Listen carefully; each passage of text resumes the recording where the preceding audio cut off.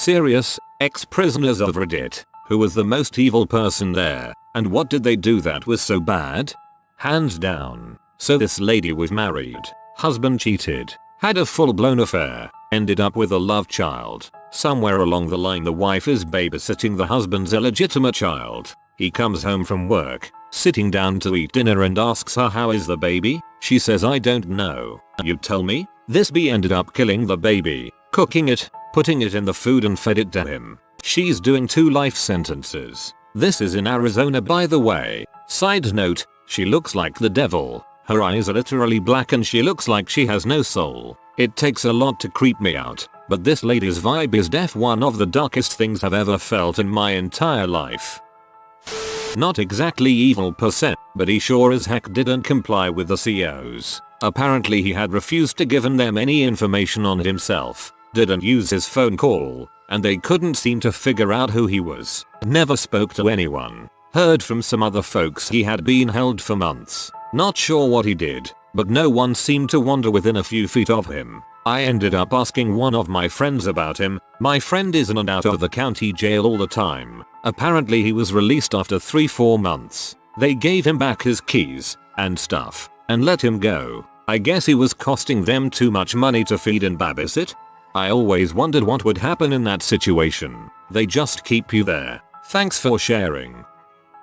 So, not my story, but my buddy's. He was a 6'4", 250-pound guy. Played football in community college, but didn't know what he wanted to do in life. So, he became a prison guard. He's a super nice and friendly guy, and was apparently nice to the inmates, so they never gave him any crap. He was the only prison guard they could have cuffed this one guy, because he was polite to him, and wouldn't try to attack him. The guy was apparently a serial killer, had something like 24 victims or something like that. He put a couple of guards in the hospital. My buddy said he would just sit and talk to him occasionally, which is why the guy wouldn't try to kill him. It was the serial killer that suggested he join the Navy, so he could go out and see the world.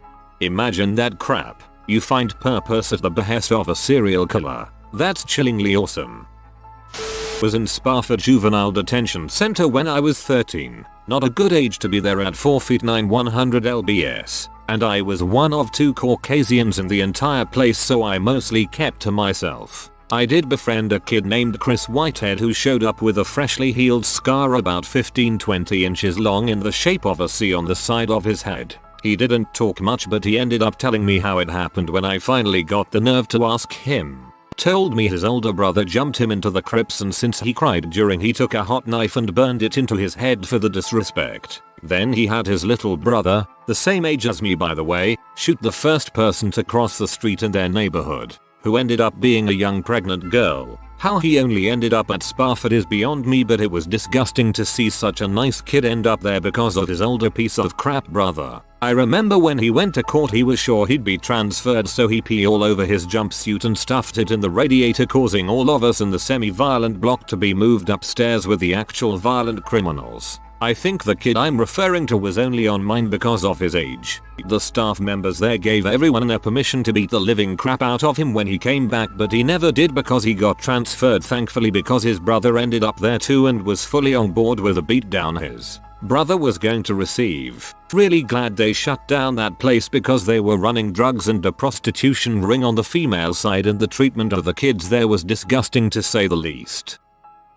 I've been to county a couple times for multiple DUIs years and years ago. Longest stay was 4 days. I had just arrived my first time of going to jail. Pretty frightening not really knowing the process, where you were going, who you'd run into, etc. So my first stop was a holding tank awaiting transfer to a cell block with about 15 or so other guys. We all were just in there talking. Nothing crazy at all, but the dude next to me seemed to be in and out of the system a lot, so he had stories to tell. Anyway, we watched 2 COs walk with a handcuffed, light-skinned black dude, 6 foot, built, green eyes. I'm not gay, but dude looked like he should have been a model on the cover of GQ. The guy next to me that was telling stories stopped mid-story to recognize this guy. I had no idea, but GQ guy was headed to court. Storyteller guy tells us GQ guy was arrested for triple homicide. Lots and lots of time goes by as we're all waiting and waiting and waiting in this holding tank.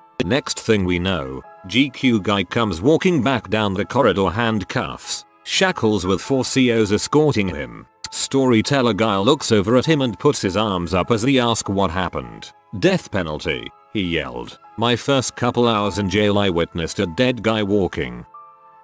I wasn't in prison, but my mom spent 15 years in one. She was at a women's only prison. Since it was either that or she got sent to a different state. Where I live we only have 2 prisons that are in practice. My mo told me stories though. So there were a lot of women who killed their babies and stuff. Or went crazy and killed their partners. My mom was the beige suits W the public of the prison. And not with the people in the ADSEG.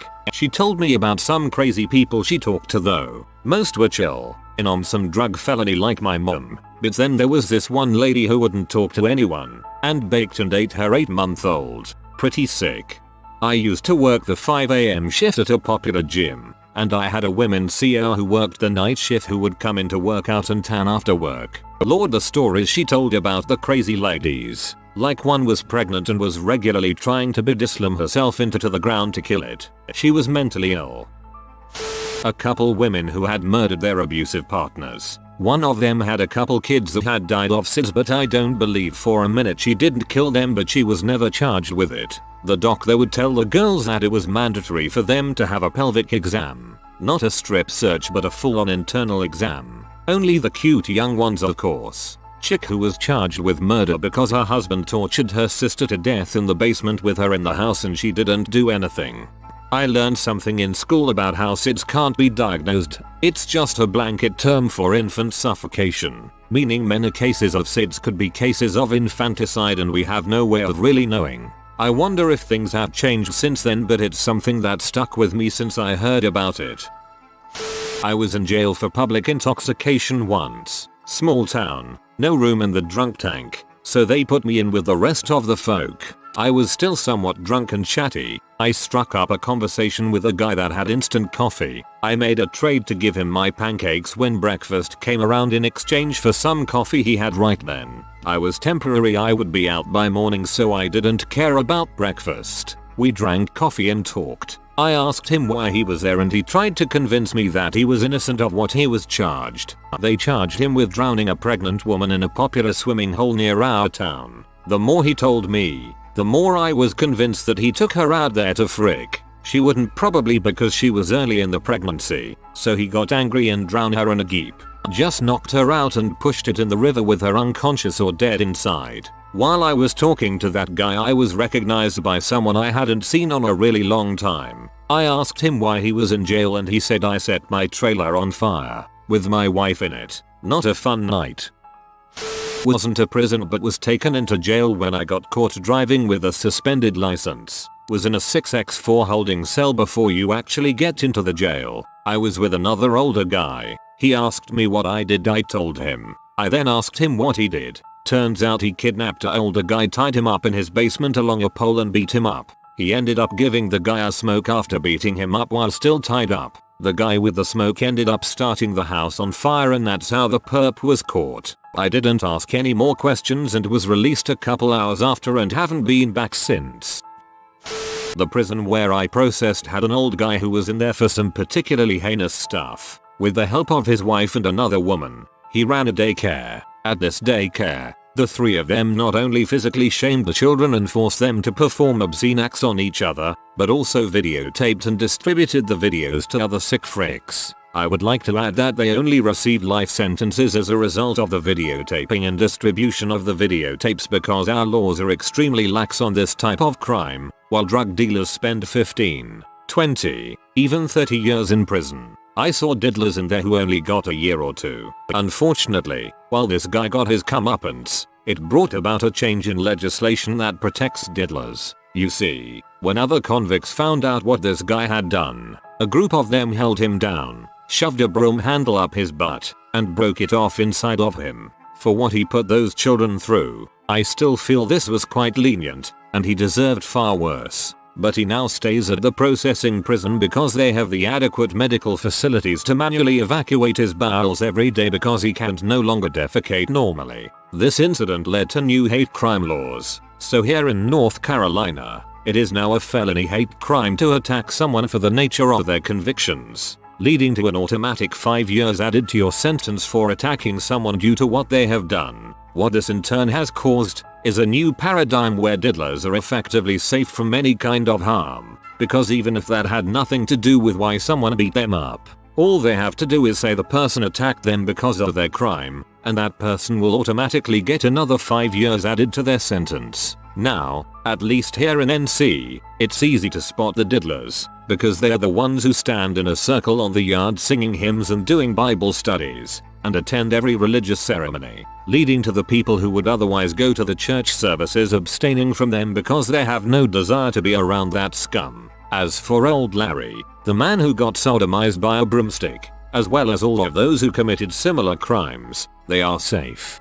Unfortunately, was in jail with a volunteer fireman who got charged with 47 counts of arson. He mostly targeted abandoned buildings but also burned down several inhabited houses, a daycare during business hours, and an animal shelter. He wasn't remorseful at all and was absolutely cold-hearted towards his victims. I was in for my 4th misdemeanor pot possession and this guy was my bunkmate. I think the people who run the prison system are the most cold-hearted people of all. When I was in, they put a small framed kid who just turned 18 in the cell with a convicted diddler who was very dangerous and HIV positive. The kid was in for minor theft charges. They allowed that sick frick to violate that kid and give him HIV. They knew he would attempt to debauch anyone they put in the cell with him and they put one of the most vulnerable person in there. The US prison system is akin to human trafficking because they profit from each individual that's incarcerated. If that isn't one of the worst things that happens today, I don't know what is. The land of the free has more people incarcerated per capita than any other country on earth. Oh my god, they ruined that kid's chances. He won't rehabilitate. Former TDCJ correctional officer, for a very short period of time. I currently work as a consultant and am in and out of prisons all over the country just about every week. At TDC, offenders used to have these things called travel cards where we could read about the nature of their crimes. I refused to ever read them. I didn't want to know why offenders were there. We were frequently told to be firm, fair, and consistent. Another thing we always got told was to make sure an offender always had exactly what they were supposed to have, nothing more and nothing less. So if they were supposed to have a second pillow and didn't, we were supposed to give it to them. Someone told me about one of our offenders one time. This guy violated his 2-year-old daughter. He cut off her feet and eventually killed her. My daughter at the time I heard this story was 4. When she is afraid of something, she immediately clings to me for protection. I am her father. In my daughter's eyes, that's what I do. I protect her. I didn't have to teach her to cling to me. I couldn't imagine this 2-year-old girl living in a world so dark that the person she was supposed to instinctively cling to for protection was violating her. That the person she was wired to love automatically was cutting off her feet. Who else does she turn to when that is happening? I never wanted to read the cards because I would never be able to give an offender what they were supposed to have knowing some crap like that. I heard of one other offender that lost his temper and slammed his 3-year-old son's head into the concrete floor so many times that the head reportedly turned to mush. I cut off the person telling that story and told him I didn't want to know more or which offender it was. That first guy is probably the most evil in my book.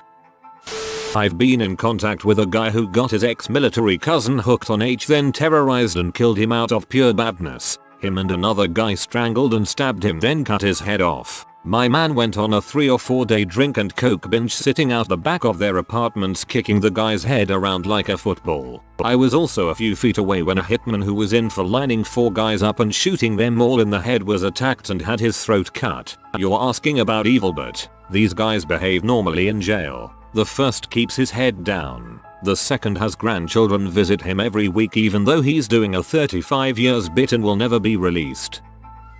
My dad told about a guy he met called Kaluga, which is a reference to a local sweet candy. This guy was a robber since his 13 and got caught at 20 for an intended robbery with a gun. When he was released 10 years later, he went and killed the cop that caught him and got another 10 years. What's crazy is that despite those horrid events he is always a nice and cordial person. Another story my dad told me was about this guy that killed his wife and ate her. He also murdered his daughter. It's a rumor that when he was caught by detectives he was making soup with his daughter's meat. Creepy as frick.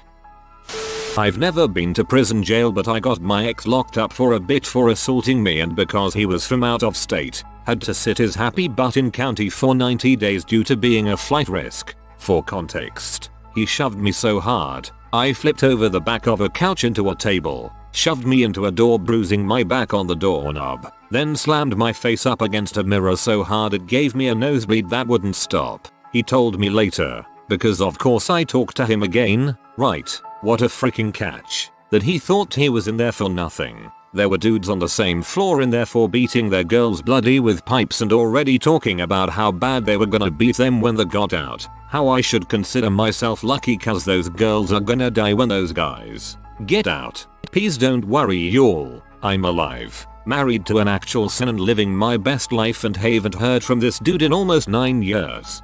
You do not have to justify putting away someone who assaulted you. You do not have to give examples of his bad behavior. You take good care of yourself. I slept next to a dude that brutally murdered a 3-year-old boy, beat the child to death. Matthew Moat was the boy's name. Don't Google it if you want to sleep tonight. I was taught to play cards by a man that killed 2 women in a robbery with his wife as the co-defendant. His name was Martin Woolley. I went to classes with a guy that murdered 2 people execution style at 16. He was in his 40s when I met him and I thought it had mellowed. He'd murdered 2 other people inside and beating both cases. Talked about it at dinner like it was nothing. He seemed pretty evil. I only knew him as Big Shorty. I saw 2 guys hold a younger dude in his 20s hand in a steel door and then slammed it. Broke the bones in the back of his hand. The couple's, I believe. He screamed and melted to the floor. One of the guys holding him kicked him while he lay crying in the floor. He seemed pretty evil. One of them was Rooster maybe? Oh frick it. Isn't that enough? Do I win something for living through the presence of this evil? I know what it looks like now. I mean, people say he's evil and I look at them and go no, that's just a run-of-the-mill butthole. There are many of those. Evil, real evil, is harder to come by and I pray you know it when it's close. I've been an inmate 5 different prisons. At each place I found it was the guards. Not all of them though. Some just wanted a paycheck. Some wanted to actually help people. Then you have the people that come in and do everything they can to make your life a living heck. I've seen guards physically shame and assault inmates, beat them, starve them, turn families away for visits, some driving as much as 4 hours one way. Every prison has its bad inmates. The serial killers, the diddlers, the crazy people, the gang members, but for the most part they don't bother anybody unless you deserve to be bothered. They might have done some bad crap to get themselves in there, but just because you lost a few screws in your head and killed people doesn't mean they were stabbing other prisoners every chance they get. The guards, referring to the bad ones, are the ones who come in and take it out on us when we haven't done anything to them. When people get sent to these places and put in some type of effort to better themselves, the guards take whatever they can from you and degrade you until you don't even feel worthy of being human. To me that's evil. I know a guy who's currently in prison and he says they don't talk about what they're in for, just how much time they're serving, and that generally people leave each other alone. He's never said a word about the guards and I'm hesitant to ask since I know that our letters can be read. This is from a friend who was locked for fraud with Isaac Donko aka Young Diz. I think it was an HMP Belmarsh. The guy kidnapped a youth and stripped him naked, cut his hair, got some 14-year-olds to beat him with poles and poured boiling water on him, while the youth's parents were on the phone, just because he didn't want to go cunch for him to sell drugs. He's a rapper as well, known for one of the most sickening verses about a dead 14-year-old boy. They took 2 of my tunes down. CJ's mum kept shedding tears. Somebody tell her I don't give a frick that her son ain't here. Ever since her son got dropped, the whole block ain't done crap. And I was laughing when I saw the pic of the mum just buried her kid. The man is freaking tapped in the head. Some man in London are so washed. I was in jail, not prison, several times, and most of the inmates were cool. Not saying they didn't deserve to be in jail, but there was genuine camaraderie. The COs. CO is correctional officer. The guards were the evil ones. They would deny us things like soap to wash with, make us ask 3 times when we were out of toilet paper, that kind of thing. I talked to one of the COs about it and he said they're insecure. He said that as a CO you have to have a certain level of confidence and inner belief in order to tell another grown man what to do. Some of the COs didn't have this and the way it came out was bullying. So yeah, the real evil is in the jailers, not the captives. I also generally think adverse selection applied here. Basically, the type of people who apply here are the type prone to this. Most of the COs from my high school class were guys with failed ambitions to be a cop and a tendency towards abusive authority. I got busted for my last DUI a few years ago. Sober from alcohol now thanks to therapy and medical marijuana. No thanks to the 4 months I spent in a Connecticut prison. One day I had a court trip. You get woken up at 3 in the morning, sit around for hours, get on a bus or van, go to other prisons to pick up other inmates, then court. All day affair. This day we were brought from our medium security prison to a maximum. In the prison bus there's 2 or 4 plastic boxes for higher level inmates. That day I got to ride about 15 feet from Stephen Hayes. Hayes and his partner Joshua Komisarjevsky beat a man nearly to death, then violated and murdered a woman and their 2 daughters. Google Cheshire, Connecticut petty murders. At the time he was in a very bad place. Other inmates were taunting him as he just stared at the floor. Never said anything. Just sitting in the plastic box, staring at the floor. Looked gaunt compared to his mugshot that had been all over the news years earlier. With a beard. That sucker, and a few child debauchers, were the most evil. And again, sending a non-violent alcoholic to prison didn't make me sober. Dealing with my issues, PTSD, and getting medical help did. One of my friends was in for manslaughter. I met him in there but he seemed like a pretty straight up dude. Did his own thing. WE. The night before this happened I was chilling with someone on my range in their cell. He was acting shifty, almost like he was prepared to leave the jail. He had all his stuff packed into garbage bags and said goodnight to all of us. He ended up rolling on someone at 7:30 AM the next day with 2 other people from different units. Too much traffic in the morning so guards can't really notice when outsiders from different units come onto their units. There was a lockdown and I haven't heard anything until someone fished me a message as to why we were on lockdown. My friend ended up getting jumped by 3 people, 2 stabbing him and 1 hitting him with a lock and a sock. We were on lockdown for just over a week and when we were released I started making a home brew in my cell. I ended up getting my cell searched and I went to kangaroo court that was sped up by my C4 because I was getting released in 2 weeks from a 2-year sentence. They put me in 1 week lockdown with no privileges but to eat. I was placed in my friend's cell which the other inmates did a crappy job of cleaning and had to sleep with his blood splattered all over the walls I was sleeping in. If you are new to the channel, you can subscribe. I publish new videos every day. Until then, check another video.